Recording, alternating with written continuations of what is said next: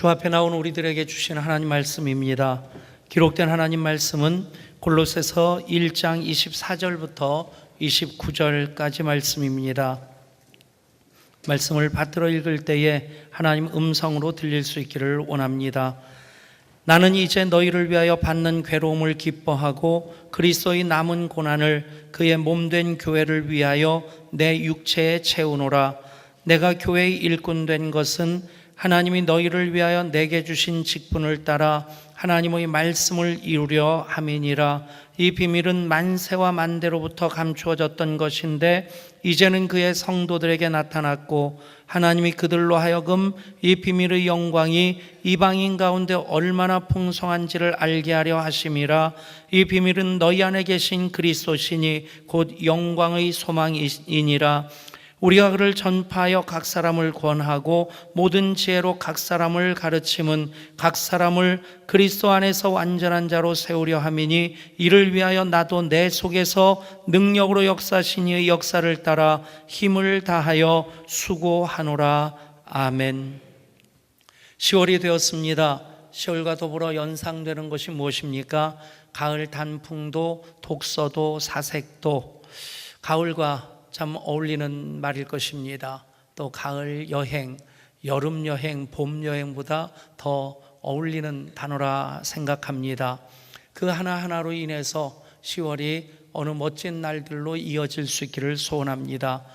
그러나 그 무엇보다도 우리 예향 가족들에게 10월은 예수님 때문에, 교회 때문에 10월 자체가 우리들에게 그대로 통째로 은혜가 되는 달이 될 수 있기를 소원합니다. 예한교회가 주님의 몸인 교회이기에 또 주님께서 19년 전에 세우셔서 여기까지 인도해 주셨기에 우리가 교회를 생각하면 교회 안에 모든 것 다 담아주셔서 교회를 통해 받는 은혜 참 귀하다, 감격스럽고 가슴이 뭉클한 그런 고백이 우리 가운데 있어야 될 줄 믿습니다. 10월 한 달 동안 교회 이야기를 이어가려고 합니다. 그래서 교회 사랑이 더 깊어지고 넓어지는 10월이 되기를 소원합니다. 그래서 19주년을 그 깊은 교회 사랑으로 맞이할 때 20주년을 통해 교회 사랑의 넓이를 더 넓혀가고자 하는 기대하는 마음이 있게 될 것이고 그것이 우리 교회가 표대를 향하여 부르심의 상을 얻기까지 달려가는 과정이라 믿습니다.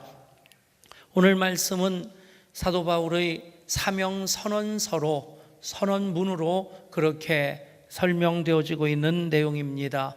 바울의 사역에 대한 비전, 지금까지 이렇게 왔고 또 내가 앞으로 이렇게 살아가기를 원한다 하는 그 고백이 담겨져 있는 참 귀한 말씀입니다. 그런데 이 말씀을 이해하기 위해서 전제적으로 이 그리스도의 남은 고난이라는 말씀에 대한 분명한 이해부터 시작이 되어야 됩니다.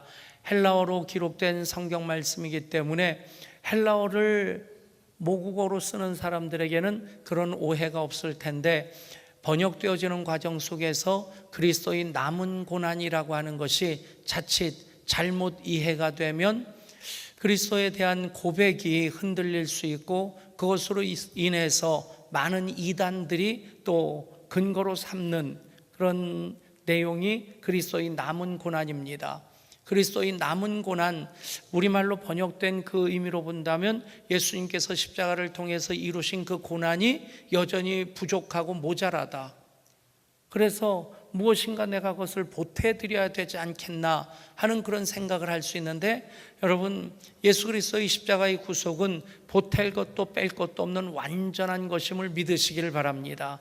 그 부분에 대해서 헬라어 어법으로 하나하나 다 풀어서 설명하려고 한다면 참 많은 시간이 필요할 텐데 저는 설교가 그런 작업을 하는 것이라 생각합니다. 성경 말씀이라고 하는 원재료를 맛있게 조리하고 양념도 치고 해가지고 먹기 좋게 맛있게 그리고 먹으면 소화가 잘 되도록 만드는 그 과정이 설교라고 생각합니다. 그런 과정이 필요한 이유는 말씀 그대로는 너무 딱딱한 말씀이라서 들어도 잘 이해가 안 되고 먹어도 소화가 잘 안 될 수 있기 때문에 그것을 먹기 좋게 맛있게 소화가 잘 되도록 그렇게 요리하는 과정이 설교라고 생각하는데, 그렇지 않다고 하면 가장 좋은 설교는 성경 말씀 읽고 이것이 하나님의 말씀입니다, 코 아말 야훼, 그리고 딱 끝내면 얼마나 좋겠어요.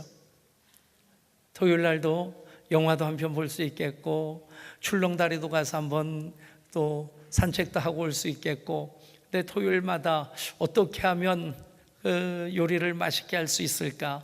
그것이 목사에게 맡겨진 일입니다. 그런 과정으로서 여러분들에게 복잡한 얘기를 한 줄로 딱 정리해서 말씀드린다고 하면, 여기서 그리스도의 남은 고난은 무슨 뜻이냐면 그리스도를 위해 남겨진 고난이란 뜻입니다. 그리스도께서 십자가를 통해서 이루신 그 고난은 보탤 것도 뺄 것도 없는 완전한 고난입니다. 그것에 대해서 바로 전에 20절에서도 이렇게 말씀합니다. 그의 십자가의 피로 화평을 이루사 만물 곧 땅에 있는 것이나 하늘에 있는 것들이 그로 말미암아 자기와 화목하게 되기를 기뻐하심이라. 그의 피로 화평을 이루사라고 하는 것은 완전한 화평을 이미 이루셨다는 것입니다. 결코 부족한 것이 아닙니다. 더더군다나 예수님께서 십자가 위에서 가상 7원 7마디 말씀을 하시는데, 그 6번째 말씀 무엇입니까? 다 이루었다, 테텔레스타이.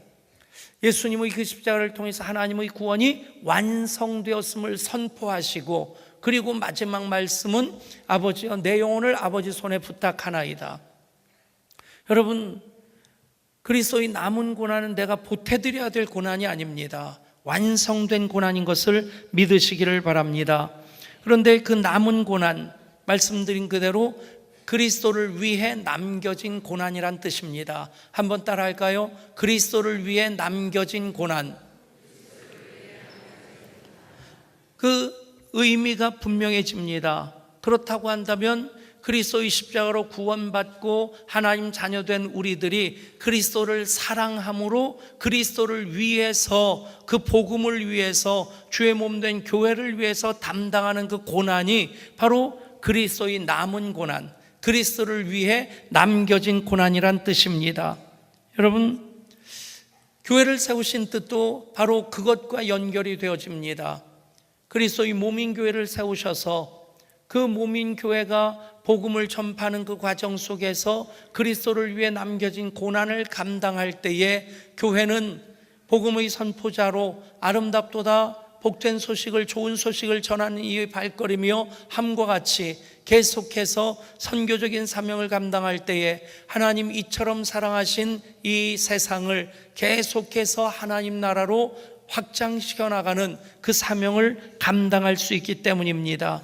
그래서 그 그리스도의 남은 고난, 사도 바울은 그 일을 위해서 받는 괴로움도 기뻐하고 그리스도를 위해 남겨진 그 고난을 위해서 그의 몸된 교회를 위해 그 고난을 내 몸에 채운다라고 말씀하고 있습니다.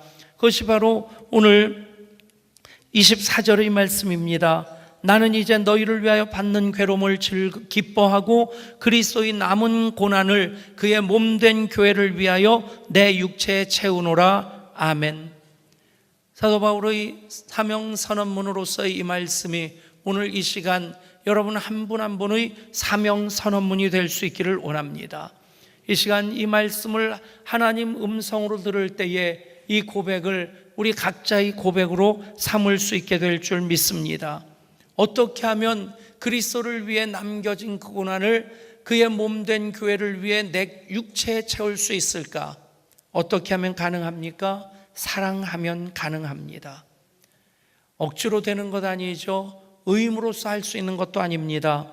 고난을 자청하는 일 없습니다. 그럼에도 불구하고 고난 가운데 하나님의 뜻이 오히려 더 풍성하게 담겨지고 드러나고 확장되어지는 것 우리가 보게 됩니다. 요즘은 잘 부르지 않는 찬양인데 오래전에 참 많이 불렀던 찬양 중에 이런 찬양이 있습니다. 동남풍아 불어라, 서북풍아 불어라, 가시밭에 백합화 예수 향기 날리니 할렐루야 아멘. 가시밭에 백합화 예수 향기 날리니 할렐루야 아멘. 여러분, 그 백합화가 얼마나 고운 자태를 뽐내고 있습니까? 보면 참 고결하다 하는 느낌을 받을 수 있을 것입니다. 하얀 백합화가 나팔처럼 이렇게 활짝 펴져 있을 때 그 고운 자태는 뽐내는데, 그런데 바람이 불어서 동남풍이 불고 서북풍이 불어서 이 백합화가 이리저리 흔들거리고 휘청거릴 때 그 이전까지 그냥 고귀한 자태로만 보였는데 그 바람을 맞고 백합화가 이리저리 흔들리며 휘청거릴 때 그 향기가 진하게 퍼져가기 시작합니다. 눈으로만 보여지는 것이 아니라 멀리서 직접 그 백합화를 보지 못하는 사람에게도 아, 백합화 향기네, 그것을 느낄 수 있게 된다는 것이죠. 여러분, 환난을 누가 좋아하며 시련을 누가 원하겠습니까마는 주님을 사랑할 때에, 그래서 그리스도를 위해 남겨진 고난을 그의 몸된 교회를 위하여 내 육체에 채우고자 받는 괴로움을 기뻐할 때에 그리스도의 향기가, 우리는 고난을 당하지만 고난을 당하는 우리는 그 가운데서도 기뻐할 수 있거니와 예수 향기는 더 짙은 향기로서 더 많은 사람들에게 퍼져나감을 믿으시기를 바랍니다. 6살짜리 여자아이가 자기 몸무게보다 더 나갈 것 같은 사내 아이 하나를 등에 들쳐업고 아주 휘청거리면서 간신히 발걸음을 떼고 있습니다. 안쓰럽게 바라보던 아주머니 한 분이 묻습니다. 얘야, 너 힘들지 않니? 그러자 아이가 대답합니다. 아니요, 하나도 안 힘들어요. 의아해서 다시 묻습니다. 너보다 더 무거워 보이는데 어째서 안 힘든 건데? 그러자 아이가 당당하게 대답을 합니다. 얘는 제 사랑하는 동생이거든요. 여러분, 6살짜리가 4살이든 5살이든 그 남자아이 업고 있는 것, 그게 결코 쉬운 일은 아니겠죠. 그런데 내 사랑하는 동생이라고 하는 고백을 할 때는 그걸 어렵다고 생각하지 않는 겁니다. 어제 국민일보를 보는데 재밌는 기사가 있어서 이렇게 조금 더 찾아봤습니다. 제목이 그거더라고요. 안 보면 죽을 것 같아서 결혼했는데 이제는 죽일 것 같이 미워졌다고. 표현은 비슷한데 뜻은 정반대가 됐어요. 안 보면 죽을 것 같이 사랑해서 결혼했는데 이제는 죽일 것 같이 미워졌다고. 이게 무슨 내용인가 해서 들여다보니까 TVN이라고 하는 곳에서 아는 와이프 드라마 내용이더라고요. 저희 집은 이 케이블이 연결되어 있질 않아가지고 이제 그 공중파밖에는 보질 못합니다. 도대체 뭔가 해서 검색을 해서 찾아보니까 내용이 참 재미있게 전개가 되더라고요. 근데 재미있게 만들려고 꼬고 꽈가지고 그런 반전을 거듭해가지고 사람들로 몰입되게 만들기는 했는데, 그러니까 맞벌이 부부가 결혼하고 애를 낳는데 애 육아를 이제 부인 입장에서는 독박 썼다고 생각하는 겁니다. 그래서 자기 직장에서 예약한 손님들 때문에 그 어린이집 선생님은 지금 중요한 약속 때문에 먼저 가야 된다고 애 빨리 데려가라고 하는데 부인이 남편에게 문자를 넣어가지고 퇴근하는 시간에 애를 좀 챙겨달라고 부탁을 했는데 남편은 그냥 착하기만 해가지고 그 철없는 신입, 금수저 신입이 들어왔는데 뭐 나가서 전단 돌리는 것도 잘리면 잘렸지 자기는 그건 못하겠다고 버티고, 그렇게 신입 일까지도 맡아서 해야 되고 막 피곤하고 짜증이 나서 하품을 하는데 마침 과장이 다른 지점에 직원 상이 났는데 우리 지점을 대표로 갈 사람 손들라고 하는데 마침 그 시간에 하품하다가 기지개를 켜다가 딱 걸려서 거기도 간 겁니다.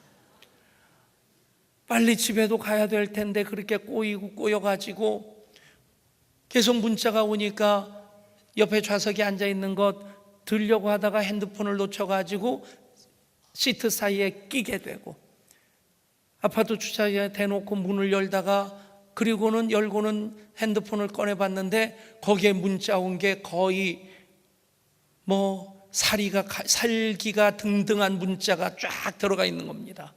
큰일 났다 싶어서 들어갔는데 이제 3차 세계대전이 시작되고 남편이 변명하는 소리는 듣지도 않고 아내가 게 요리를 하다가 게다리를 집어던졌는데 그 얼굴에 꽂혀가지고 상처가 나고, 그래서 하는 말이 못 보면 죽을 것 같아서 결혼했는데 이제는 죽일 것 같이 밉다고. 그 내용을 쭉 읽어보면서 그럴 수도 있겠다 싶은데, 그런데 또 하나의 대사가 참 재밌는 게 나왔더라고요. 5년 만에 웬 괴물 하나와 침대를 같이 쓰고 있다. 아내가 괴물처럼 보여지는 이유가 뭘까요? 안 보면 죽을 것 같아서 사랑했는데 그 사랑의 마음이 식어지다 보니까 이제는 육아 문제 하나 가지고도 애 데려오고 태워다 주고 하는 그것까지도 갈등이 되고 신경전이 되고 그 하나하나가 정말 상대방을 이제는 죽일 것 같은 마음으로 바라봐야 되는, 여러분, 목사는 목회하면서 때때로 목사에 대한 정의를 할 때 목사는 보람 먹고 사는 사람이다 하는 생각을 해봅니다. 우리 교회 젊은 여집사님들이 가끔 저한테 그런 말씀을 해요. 목사님, 우리 남편이 변했어요. 전에 교회에서는 주일날 설교 시간만 되면 그냥 주무셨는데 졸지도 주무시지도 아니할 뿐만 아니라 굉장히 가정적인 남편으로 바뀌어서 설거지도 해주고 청소도 해주고, 조금은 제 영향이 있다고 생각합니다. 집사람은 그래요. 어쩌다 설거지를 한번 해주고 꼭 설교 시간에 얘기를 한대요. 그렇게 해서라도 좀 거룩한 영향력이 퍼져나갈 수 있으면 좋은 것 아니겠습니까? 아멘. 그 남편들이 아멘 할 수 있기를 축복합니다. 아무튼 그런 얘기 들으면 참 감사해요. 여러분, 사랑하면요, 6살짜리 아이도 자기 몸보다 더 무거워 보이는 그 아이 들쳐업고 무겁다 하지 않는 겁니다. 사랑하면 교회가 그리스도의 하듯 복종하는 것, 그게 자존심 상하는 것 아니고 즐겁게 할 수 있는 일이 됩니다. 사랑하는 여러분, 그리스도를 위해 남겨진 고난, 그의 몸된 교회를 위하여 내 육체에 채우노라. 그 고백이 어떻게 가능한 것입니까? 바울이 그리스도의 십자가의 은혜로 구원받았기에, 그래서 주님을 사랑하기에 그는 그 고백을 자기 사명 선언문으로 풀어낼 수 있었던 것입니다. 그렇다면 어떻게 그 고난을 몸에 채울 수 있을까요? 그것이 바로 교회 사랑입니다. 교회 사랑, 몸으로 하는 것입니다. 한번 따라할까요? 교회 사랑은 몸으로 하는 것입니다. 그 고난을 내 육체에 채우는 것, 그것이 몸으로 교회 사랑하는 것인데, 오늘 말씀에서 그러면 어떻게 하는 것이 몸으로 하는 교회 사랑이냐 하는 것을 두 가지로 말씀합니다. 한 가지는 일꾼으로 맡은 바 직책을 통해서 그 사명을 감당할 때 그것이 몸으로 교회를 사랑하는 것이고, 또 하나 복음을 전파하는 것이 몸으로 교회를 사랑하는 것이다. 여러분, 일꾼으로 우리가 사역할 때 그리스도의 남은 고난, 그리스도를 위해 남겨진 고난을 내 몸에 채우는 과정이 될 줄 믿습니다. 교회는 그리스도의 몸인 교회입니다. 교회의 머리는 그리스도이십니다. 교회를 이 땅에 세우시기 위해서 주님은 당신의 마지막 남은 한 방울 물과 피까지 다 쏟아 주셨습니다. 생각해 보십시오. 하나님께서 하나님의 형상 따라 사람을 지으실 때는 남자와 여자 흙으로 만드시고 갈비뼈 하나 뽑아서 만드셨습니다. 그런데 교회를 세우실 때는 예수님 친히 십자가 위에 달리셔서 당신의 목숨도 내어주시고 목숨을 내어주시기까지 마지막 남은 물과 피까지 다 쏟아 부으십니다. 여러분, 교회는 그리스도의 몸입니다. 그리스도 자신입니다. 하나님께 가장 소중한 공동체고 그리고 우리들에게도 가장 소중한 공동체입니다. 그래서 주님을 사랑하는 이들은 당연히 그 사랑의 마음으로 주님의 몸인 교회를 위하여 그리스도의 남은 고난, 그리스도를 위해 남겨진 고난을 기꺼이 내 몸에 채우게 되는 것입니다. 그렇게 그것을 채워나갈 때에 오늘 말씀 보면 영광의 비밀이 나타난다 말씀하고 그것이 바로 그리스도 예수 안에서 누리는 풍성이라고 말씀합니다. 저는 목사로서 참 많이 복받은 목사입니다. 사실 우리 신대원 동기들이 183명인데 그 중에서 신학대학원만 하고 공부를 더 이어가지 못한 사람이 몇 사람 없는 것 같아요. 박사 학위 받은 사람들이 절반이 훌쩍 넘고 신학 석사라든가 다른 학위를 가진 친구들도 꽤 많고, 저는 공부하고 싶었는데 담임 목사님이 허락도 안 해주시고 담임 목사일 때는 당회에서 허락을 안 해줘가지고 공부하면 교회 떠날 거 아니냐고 그래서 공부를 하면 안 된대요. 그리고 또 개척하고 조금 숨쉴만 해가지고 공부 좀 해보려고 했더니 집사람이 골치 아프게 왜 공부를 하냐고. 그래서 그냥 학위 과정은 하지 못하고 나름대로 그냥 목회에 필요한 공부를 하고 있는데, 그런데 이번 학기 장로회 신학대학원 이제 목회 실습 초빙 교수로 나가게 됐습니다. 오라고 하더라고요. 그래서 내가 사양을 했어요. 나는 그 자격이 안 된다. MDB밖에 안 했는데 어떻게 교수로 갈 수 있느냐 그랬더니 목회자라면 목회 실습 교수지 누가 교수가 돼야 되느냐. 매주 아침 8시에 집에서 나가면서 집사람에서 인사를 하고 합니다. 여보, 학교 갔다 올게요. 예, 아주 착한 학생이 엄마에게 학교 다녀오겠습니다는 그 마음으로. 내 집사람이 되게 뿌듯해하는 것 같아요. 진짜 공부하겠다고 할 때 하게 해줬으면 떳떳하게 갔을 텐데. 이것저것 생각해 보면 참 많이 감사하다. 부족한데 많이 모자란데 하나님께서 많이 봐주셨다. 19주년 단 한마디 고백으로 마무리한다면 하나님이 하셨습니다입니다. 여러분, 말씀에 순종함으로 어떻게 하면 주님께 더 가까이 나갈까? 어떻게 하면 더 헌신할 수 있을까? 어떻게 하면 더 온전한 예배를 드릴 수 있을까? 그 마음 가지고 다가서는 사이에 하나님께서 그 영광의 풍성함을 누리게 하셨습니다. 여러분, 몇 주 전에 그 말씀 드렸었습니다. 물 떠온 하인들은 알더라. 여러분 한 분 한 분이 물 떠온 하인들이 될 수 있기를 원합니다. 물 떠온 하인이 누굽니까? 몸으로 교회 사랑하는 이들입니다. 서부 개척 시대에 유일한 교통수단이 역마차였습니다.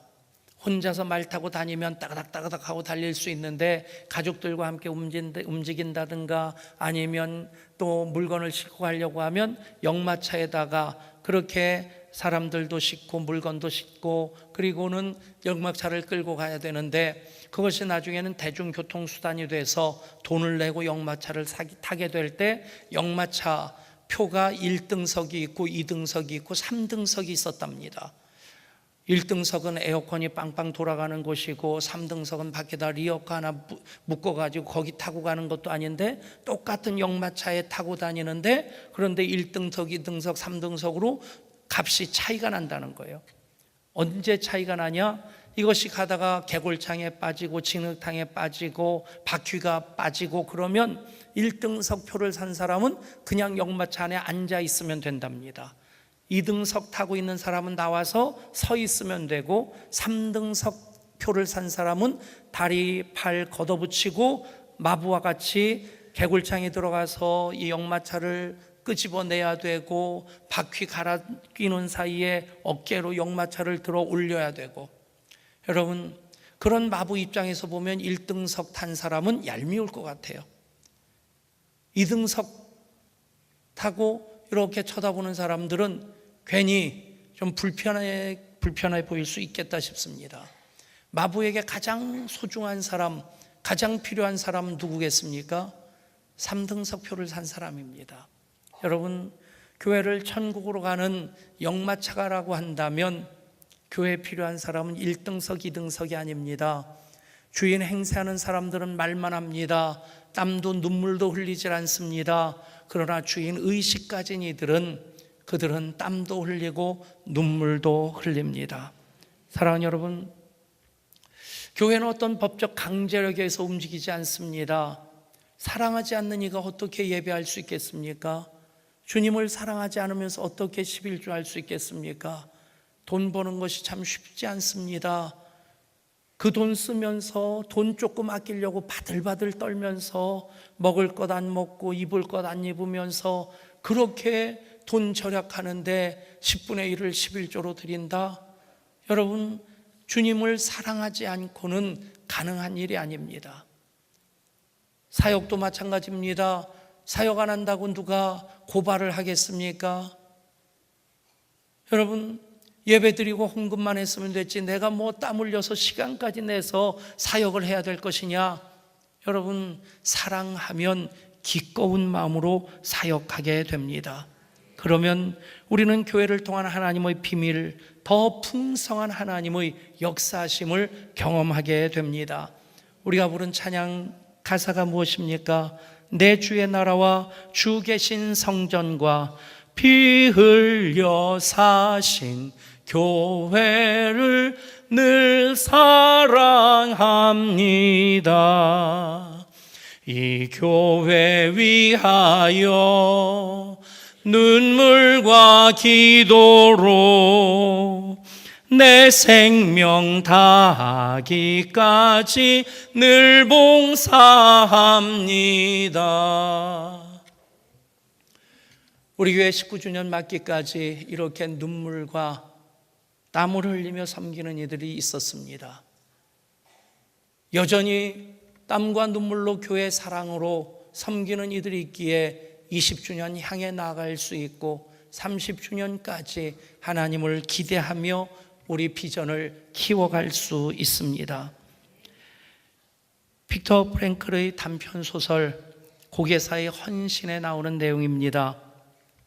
한 난쟁이 고개사가 거꾸로 서서 공을 돌리고 접시를 돌리면서 구경하던 사람들이 동전 던져주면 그것으로 먹고 살댔는데 갈수록 나이가 들면서 물구나무 서는 것도 힘들고 접시 돌리는 것도 힘들고 벌이가 시원찮아지다 보니까 끼니를 해결하지 못하고 넘길 때도 있고 갈수록 그렇게 초라한 모습으로 변해지는 그 늙은 난쟁이 고개사를 지켜보던 신부가 긍휼히 여겨서 성당으로 데려갔습니다. 거기서 잔신부를 하면서 살도록 했는데 당장 끼니는 해결됐음에도 그 성당에서 잔심부름 하면서 지내는 이 난쟁이 고개사의 얼굴에 점점 빛이 사라졌습니다. 어느 날 예배를 드리는데 설교 중에 이런 얘기가 있었습니다.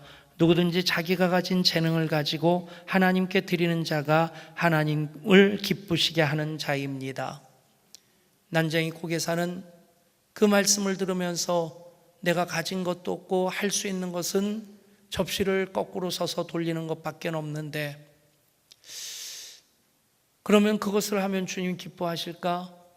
생각해 보니까 기뻐하시는 것에 대한 확신은 없는데 자기가 할 수 있는 유일한 일이라서 그 일을 해야 되겠다.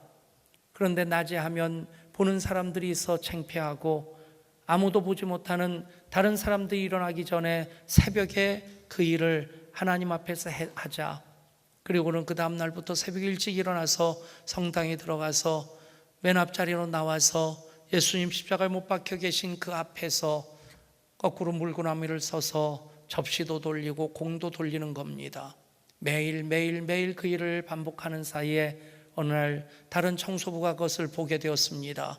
신부님에게 이런 일이 있다고 보고를 하니까 신부님이 경건한 거룩한 성당에서 경건하지 못한 일을 한다고 생각하고는 나무랄 작정으로 도대체 무슨 일을 하는지 성당 문 틈으로 지켜보고 있었는데 그날도 난쟁이 고개사는 성당 앞으로 돌아가서 십자가를 바라보면서 이렇게 얘기합니다.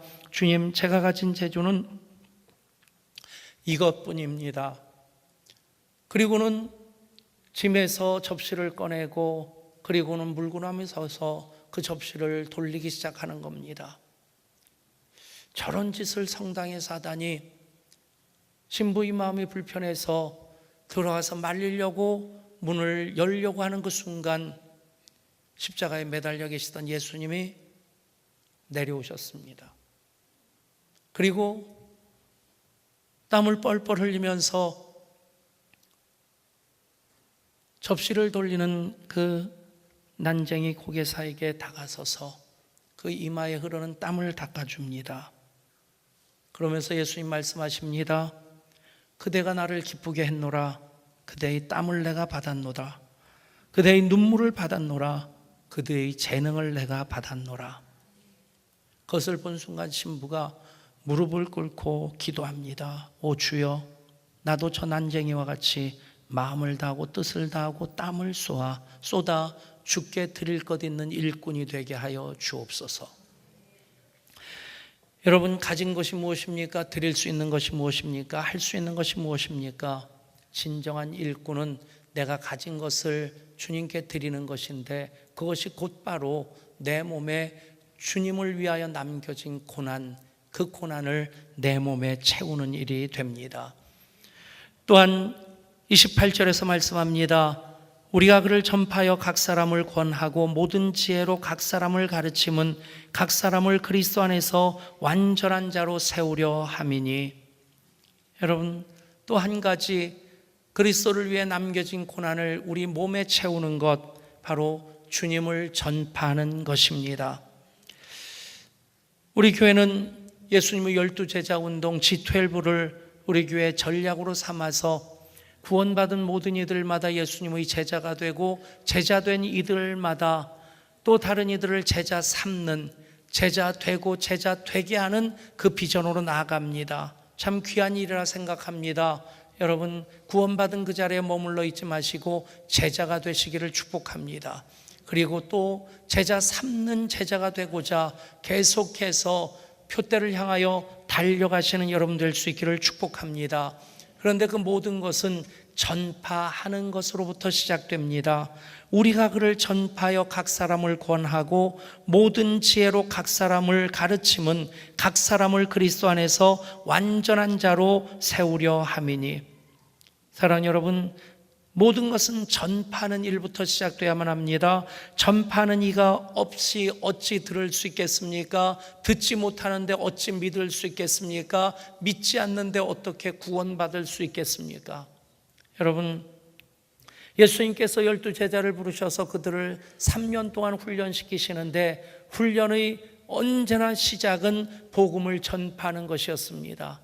그 일을 위해서 우리가 다른 마을로도 가자, 그 제자들을 이끌고 가시고 오늘도 내일도 그 다음 날도 나는 나의 길을 가야 된다 말씀하셨습니다. 그리고 부활하셔서 승천하실 때 지상 명령으로 제자들의 당부하신 말씀 또한 전파하는 그 일이었습니다. 마태복음 28장 18절부터의 말씀입니다. 예수께서 나와 말씀하여 이르시되 하늘과 땅의 모든 권세를 내게 주셨으니 그러므로 너희는 가서 모든 민족을 제자로 삼아 아버지와 아들과 성령의 이름으로 세례를 베풀고 내가 너에게 분부한 모든 것을 가르쳐 지키게 하라. 볼지어다 내가 세상 끝날까지 너희와 항상 함께 있으리라. 아멘. 그리고 승천하시면서 다시 당부하십니다. 사도행전 1장 8절입니다. 오직 성령이 너에게 임하시면 너희가 권능을 받고 예루살렘과 유대와 사마리아와 땅끝까지 이르러 내 증인이 되리라 하시니라. 아멘. 지난 주일 말씀에 이런 내용이 있었습니다. 금년 한 해 동안 여러분 누구에게 복음을 전했었습니까? 여러분을 통해서 예수 믿게 된 사람이 누구입니까? 이름을 말할 수 있겠습니까? 기억되십니까? 목요일날 카페에서 차 한 잔, 커피 한 잔 들고 나오는데 집사님 한 분이 저를 불러 세웠어요. 목사님, 지난 주일에 이렇게 말씀하셨잖아요. 우리 목원이 그 말씀 듣고 직장 다니는 분인데 하루 휴가를 내서 목요 전도 같이 했어요. 이분이 그분이에요. 너무 감사했고 고맙다고 그렇게 인사를 하고 3층으로 걸어 올라가는데 가슴이 뭉클했습니다. 사랑하는 여러분, 전파하는 이가 없이 들을 수 있는 사람 없습니다. 듣지 못하면 믿을 수 없습니다. 믿지 못하면 구원도 못 받습니다. 사랑하는 여러분, 전파하는 것으로 우리는 그리스도를 위해 남겨진 고난을 내 몸에 채울 수 있게 됩니다. 그 일, 목장전도 주체를 위해서 VIP를 작정하고 기도하는 일부터 시작할 수 있기를 축복합니다. 29절에서 바울은 이렇게 다짐합니다. 나를 위하여 나도, 이를 위하여 나도 내 속에서 능력으로 역사하신 이의 역사를 따라 힘을 다하여 수고하노라. 바울 혼자 수고하겠다는 것이 아닙니다. 수고할 때에 내 속에서 역사하신 이의 역사를 내가 경험하게 된다는 것입니다. 성령 충만을 원하십니까? 그리스도를 사랑함으로 그리스도를 위해 남겨진 고난을 그의 몸된 교회를 위하여 내 육체에 채우고자 애쓰시는 여러분 될 수 있기를 바랍니다. 그 과정 속에서 성령님이 역사하십니다. 내 속에서 능력으로 역사하신 이가 아하 성령님이시구나, 그것을 깨닫게 될 줄 믿습니다. 사도 바울의 사명 선언문이 이제 예향교회에 지체된 우리들, 주님의 몸인 교회를 사랑하는 우리 모두의 사명 선언문이 되기를 우리 주 예수 그리스도 이름으로 축복합니다. 하나님, 10월 예수님 때문에, 주의 몸된 교회 때문에 교회를 더 사랑하는 이들마다 10월의 어느 멋진 날을 살아갈 수 있게 하여 주시옵소서. 사랑하지 않고는 사역할 수 없습니다. 사랑하지 않고는 예배할 수 없습니다. 사랑하지 않고는 전파할 수 없습니다. 그런데 사랑한다 하면서도 예배에 감격이 없고, 사랑한다 하면서도 사역하지 않고, 사랑한다 하면서도 전파하지 않는다면 그 사랑을 우리가 부끄러워하면서 다시 한번 십자가에 비추어 보고 십자가의 사랑으로 다시 채워야 될 줄 믿습니다. 그렇게 주님 사랑하게 하여 주옵소서. 우리 주 예수 그리스도 이름으로 간절히 기도드리옵나이다. 아멘.